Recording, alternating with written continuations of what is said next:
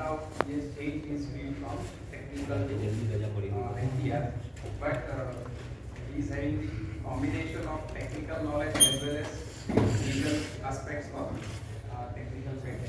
So he is having vast experience in technical field. I am not giving the full introduction on this because he is very well-known personality even because mechanical engineering. So all of you know what he has achieved in academics. Now his journey has started. His journey has started long back, but independently he has started his journey as a RM Legal Associates. So I would like to invite Tushar sir to welcome Gandhi sir.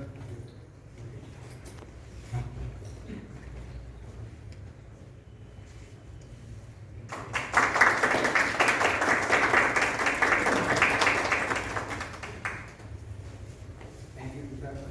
Now I would request Gandhi sir to continue with the session.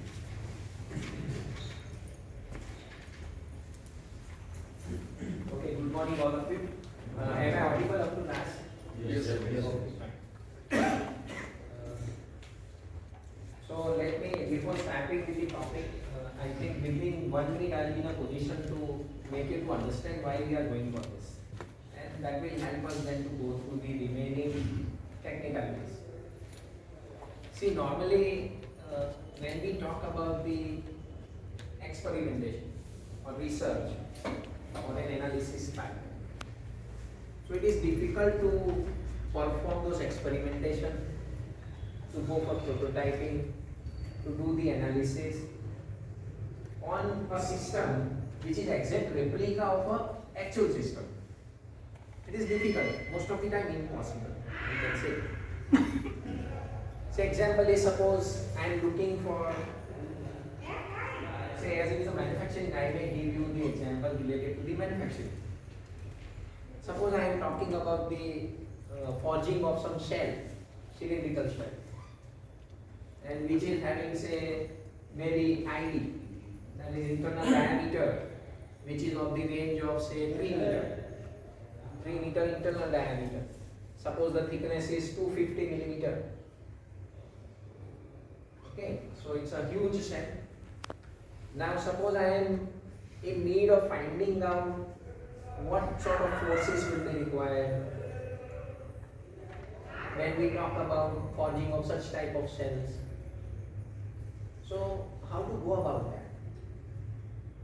Practically, when you are doing the research, it is not possible to go for that particular size of shell, to apply the load, to measure, and then to give some data to the society or to the say engineering field that this is what is required when you want to go for this. So it is difficult.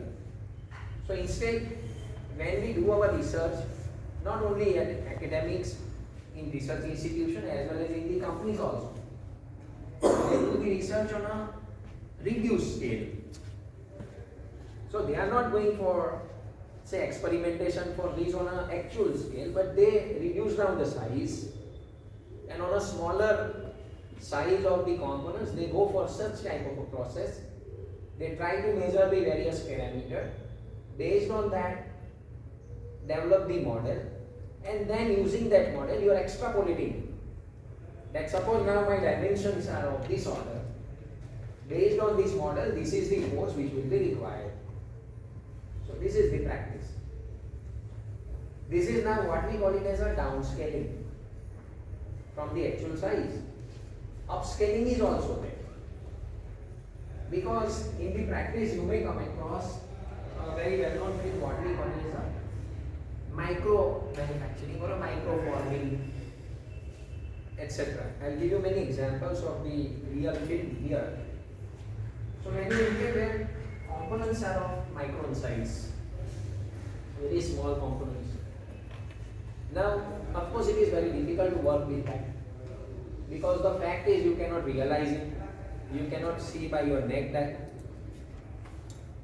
So how to go about that? So again, in that case, there may be possible that you may work with a larger scale model in your laboratory, which is comfortable to work with. And then whatever the model you are developing, okay, you are developing in such a way that it can be adapted to the subscale. So you are putting down your values of a smaller sizes, smaller dimensions, and then you are getting some data and you can use it. Now the question here is,